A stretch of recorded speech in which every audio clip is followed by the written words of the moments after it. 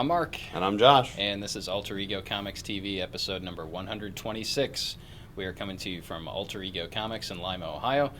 And every week we read a stack of comics, we come back and give you our recommendations. And so these are the best comics of the week for the week of July 10th, 2013. However, before we get to that, just a quick piece of comic book news, and one that kind of struck me as very interesting, and that's that legendary comic artist/writer George Perez is moving over exclusively to Boom Studios. So he's going to actually be a staffer at Boom Studios, meaning that he's going to do some pencil fill-ins on some issues before he starts launching his own work. So he's developing some creator-owned content over at Boom, but he's also going to be penciling some of Boom's issues. Maybe we'll see a George Perez Adventure Time. I don't know. Or Planet of the Apes, or who knows what. But it's kind of exciting news, and this isn't the first time that Perez has gone exclusive with kind of an upstart or smaller company. He was exclusive to CrossGen Comics back in the 90s, and I think he's just looking for some stability in the crazy freelance world of comic book creators. It's kind of nice to have a home and have insurance and a regular paycheck and things like that. So looking forward to see what Mr. Perez does moving forward at Boom Studios, because they're doing some really cool stuff. Suicide Risk has been one of our recommendations for the previous 2 issues, or 3 issues. I think 3 issues are out. They've got something called Daymen, which is coming out very soon, which Josh and I both got a sneak peek at, and we both enjoyed. So keep an eye on Boom, those of you that are creator-owned fans and looking for something new and exciting to read, because I don't think you'll be disappointed. Staying in the world of creator-owned comics, I'm going to kick things off this week with Ghosted #1. This is a whole lot of fun. It is Ocean's 11 meets The Shining. That's really all you need to know. The main character is a Danny Ocean type character, but slightly more evil, I think.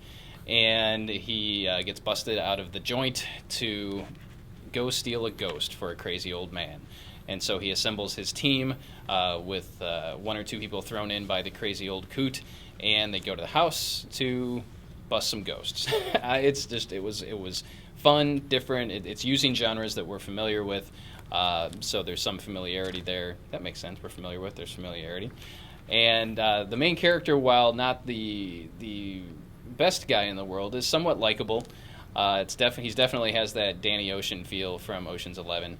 And not everything is as it seems in this. This is written by Joshua Williamson with artwork by Goran Sudzuka.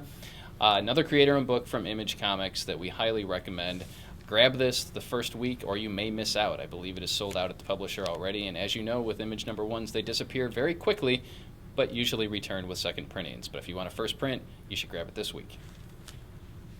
My first pick this week is Quantum and Woody #1, new from Valiant Comics, written by James Asmus, you may remember from the Gambit series and the second arc on Thief of Thieves, which was excellent. More importantly, the End Times of Bram and Ben. That was good, too. Carry on. With art by Tom Fowler. This is a new buddy comedy where they are not buddies, necessarily. It's about 2 brothers. One of them's adopted, and one of them's a screw-up. One of them's kind of straight-laced, and hilarity ensues. They grow up, they find out their father is a inventor or a scientist developing things, and when he dies semi-mysteriously, they kind of reconnect after years and investigate their father's disappearance, or death, as it were. And it's so good. It's a lot of fun, just wacky stuff. It's traditional buddy comedy stuff done really, really well. I especially like the way they jump around chronologically. So you see them as kids, kind of the way their relationship formed, their relationship both with each other and with their father, and their personalities. And you see them in the present, and you wonder what happens to bridge that gap, what spread them apart, and what turned them into the people they are now. But it's just a great read this week. If you like fun stuff like Archer and Armstrong or Incredible Hercules or anything that's just cool buddy stuff, Quantum and Woody is good. I do have a caveat, however. Dear Valiant Comics, if you're going to put a goat on the cover of your book, I want there to be a goat in the book. That is all. Yeah, buddy. Quantum and Woody would have been in my stack too, but we try not to talk about the same books. I really enjoyed it. And I am afraid that I did not order enough. So if you want one, come in quickly to the store and grab one, and I will try to get some more really good stuff, as Josh alluded to. He didn't even allude to, he just told you. Daredevil number 28. Surprise, another Daredevil book that we're crazy about. Mark Waid can just write Daredevil forever as far as I'm concerned. And this month we get guest pencils by Javier Rodriguez, and his pencils are pretty. It's good stuff. It's a good compliment to what Chris Samnee's been doing over on Daredevil. So it's not too jarring. You're still getting that same look. This time, Daredevil Matt Murdock is called on to defend a childhood bully from his childhood. So there's this typical bully that really made Matt's life pretty miserable as a kid, and now he's coming to Matt for legal help because he was once a member of the Serpent Society and thought it would just be a cool place to hang out and smoke cigarettes and drink beer, and left the organization before they became a worldwide terrorist organization. But he's being hauled into court for being a member of that group, and he's somehow convinced Matt to defend him. So we get some nice flashback. Matt's childhood stuff is always interesting. We haven't seen a lot of it. We've seen some in the origin stories. We saw some in Frank Miller and John Romita Jr.'s Man Without Fear series, and so it's kind of neat to see the exploration of Matt Murdock as a child and how he had to deal with this bullying. And he is not always the innocent one, as we see in this issue, that he may be a pompous ass. We shall see. But again, Mark Waid really obviously loves this character. It's great to see him doing so much stuff over at Marvel in addition to his other work he's doing for independent publishers, because he is a guy that loves comics and can write a really good comic. So Daredevil, you're probably tired of hearing us talk about it. If you haven't checked it out, I don't know why you haven't checked it out, but this is actually a good jumping on point if you want to check it out. Whew, I am struggling today. Next. Also, if you enjoy Daredevil stuff, he's popping up in The Hulk for the second part of a two-parter this week, also written by Mark Waid, and also awesome. Next up this week, I've got Young Avengers number 7, written by Kieran Gillen, art by Jamie McKelvey. This book is unrelenting joy. It is fun. It is fun. There is no other word to describe this book other than fun. The letters page, not the letters page, the title page, where they have people's names and stuff. I laughed more at that title page than I did at any other book that came out this week.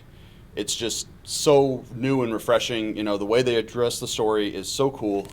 For example, in this case, we're seeing kind of a broad range of the Young Avengers adventures, and we don't get to see necessarily, we punch a bunch of people. We get to see the downtime in between where they can be snarky and talk back and forth, and we get the cool character moments rather than the big punching people moments. There's a very cool sequence. It's one page in the middle where they cover basically 3 months of the Young Avengers exploits in Twitter posts. You see young Loki and Hulkling and everybody and their reactions to their adventures with little pictures and captions, and it's just so amazingly cool. So Young Avengers is definitely the most fun book Marvel is putting out this week. Speaking of Twitter posts, this has nothing to do with comics, but did you see that the Wendy's post where they have the guy singing about the new pretzel bun double cheeseburger, and they took people's tweets about it and put them to song, and as they're showing the commercial, they show the person who tweeted it and what their tweet was.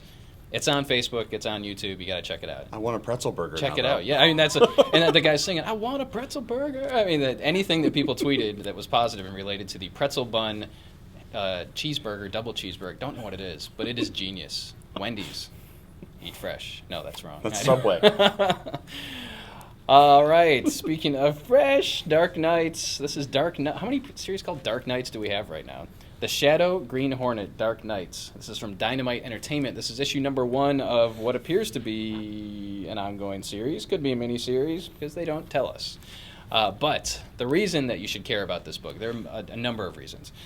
Dynamite has had these properties, the Shadow and Green Hornet, and a lot of the pulpy characters for a little while, and the series have been kind of hit or miss. This one is definitely a hit, and you take 2 of these popular characters, put them in the same book, as we've seen with the series Masks that started out very strong with all of the pulpy heroes together. All of the pulpy goodness. I don't like pulp in my orange juice, do you? No. Low pulp, Okay. not some pulp depending on the So manufacturer. the reason you should care about this book, again, is that it's written by Michael Uslan. Uslan, I'm going to go with Uslan. Uslan, maybe. U-S-L-E-N. And he has been a producer on every Batman movie since the Tim Burton movie in 1989. So he's been guiding the Batman Hollywood franchise for a very long time. He's a longtime comic book fan, and he's getting a chance to write some of these characters that inspired Batman, that inspired him. And it is a time-hopping, rollicking good time. It starts in 1920, and we get Woodrow Wilson in here, and then we flash forward to the 1940s, and we've got FDR, and we've got Nikola Tesla is going to show up, and we've got Rasputin in here, and so if you like history, if you like these pulpy characters, and a lot of you do, I know you do, it's just you've been burned one too many times by reading bad stuff. This is good. It's really solid artwork, and looking forward to seeing where the story goes. In case you didn't get enough Woodrow Wilson this week, Dark Knights can help you out. Next up, we've got Batman 22, written by Scott Snyder, art by Greg Capullo. And this is the second part of the Batman Year Zero storyline, where we see how Batman became Batman, how Bruce begins his war on crime in Gotham City. I liked the first issue. I loved this issue. The characterizations in here are amazing. I love the way that Snyder is playing with the Bruce and Alfred relationship, and we're seeing things that we all assumed had to have happened, but it's neat to see them and see the actual interaction between the characters, how their relationship evolves as he becomes Batman. And I especially like what they did with the Red Hood. Again, this is the New 52 continuity, so we don't have a total nail down on who this is, but in the classic continuity, the Red Hood originally was the Joker. And I love the way he's shown in this book. It's just, I can't. It's indescribable. I don't know. It's got certain an effervescence that you don't. It could be him. It might not be him. It's just a lot of fun to read and see the way the characters evolve. We also get the Penguin popping in, and we get another great backup story that kind of shows us more of Bruce's training around the world that I really like this week. Another cool thing about this issue is we've got the Riddler in it. That's kind of the introduction of the New 52 version of the Riddler. But there's a page that's kind of a puzzle, where kind of like when Capullo in the Night of the Owls, where you had to turn the book to follow what was going on. You don't necessarily have to turn the book this time around, but there's a conversation between Bruce and Edward Nygma, and you kind of have to follow the pieces of this elaborate puzzle-looking thing. Capullo is just knocking it out of the park with this, and I don't know if Snyder is guiding him in his artistic duties here, but both of them deserve a lot of credit for keeping Batman as interesting as it has been for well over 2 years now. Finally, for me, Superior Spider-Man number 13. What can I say? This one is plotted by Dan Slott, written by Christos Gage, with pencils by Giuseppe Camuncoli, who is no stranger to the Spider-Man universe. And this kind of sets the stage for Phase 2 of Superior Spider-Man, or Year 2 of Superior Spider-Man. There's been an outbreak on the raft with Alistair Smythe, the Spider Slayer. You've got the Lizard on the loose. You've got cybernetically enhanced Vulture and Boomerang and Scorpion. You've got J. Jonah Jameson wearing a mech suit carrying a blaster. You've got people in danger, and you've got Otto Octavius as Spider-Man going toe-to-toe with the Spider Slayer to prove who is more superior. And it's just a great wrap-up to the storyline, and ends with Spider-Man getting a headquarters, which is kind of weird, I guess. But there's now the Spider HQ, and I won't tell you what it is. You'll find that out when you read it, but the way that they name it is kind of ingenious. So I'm really curious to see where this goes. There are no more mentions of Peter Parker since Ock kind of surgically removed him from his brain a few issues ago. So I don't know what's going on with Peter Parker. I assume we'll see him again someday. But for right now, this is a really engaging story. It's perfect for fans of Spider-Man. We had someone in the store yesterday who hadn't read Spider-Man in 30 years, and I was telling her about where Spider-Man is now, and I could see her eyes widening and the interest peaking, that things really have evolved and changed for these characters, that in order for these guys that have been created, guys and gals that have been created for decades and decades, it doesn't even make sense. They've been around for decades and decades. You have to keep things fresh. You have to keep things new. You have to shake things up, and that's what Dan Slott is doing over on Superior Spider-Man, and it's great. Yeah, I especially loved the symmetry of the issue. There was a very, very cool storytelling technique, and the end result of the final fight between the Spider Slayer and Spider-Man was very cool. Very close to being one of my picks this week. But my final pick this week turned out to be Hawkeye 12. Written by Matt Fraction with guest art by Francavilla. Francesco. Francesco? You can call him Franco. I call him Franco. Franco-American. Makes the SpaghettiOs. And this Hawkeye issue is basically a story about Billy Barton. Not Billy Barton. Billy Barty, you know that Hobbit. Barney Barton. The bones tell me nothing. Barney Barton. Billy Hawkeye's... Batson? Shazam? Shazam? No, that was Justice League 22.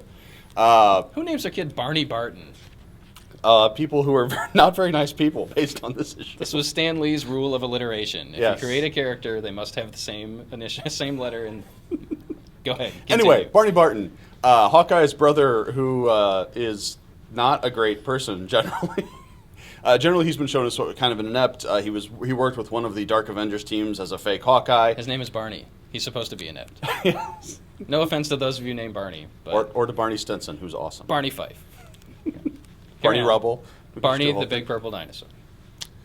And And this is actually a very compelling character piece. You see, both Barney and Clint as kids. You see the way their relationship developed and some of the struggles they had to go through as kids. And you also see Barney today, and it's really compelling. I know jack all about Barney Barton, but it kind of had me rooting for him by the end of the issue. And it's just another amazing issue of Hawkeye that's more about character and personality than punching things. And I think it's awesome. it truly was a great week. It truly is, I should say, a great week for comics. We literally could have doubled what we talked about. I know some of you would like us to do that, but we really don't think people are going to watch 30 minutes of video. So we're looking at doing a podcast thanks to your recommendations over the many months. More to come soon, but we're working on that, and hopefully we'll have that up and running within the next month or so we can talk for 30 or 60 or 5 hours about comics. Man, that would Or people named Barney. that would be too long. Yes, Barney. Trickshot is his code name, right? I believe so, yes. Okay. So head out to your local comic book store. If that's us, we hope to see you soon. And let us know what you liked comic-wise this week in the comments below. And if you have any questions for us, we'd be happy to read them. Thanks for watching.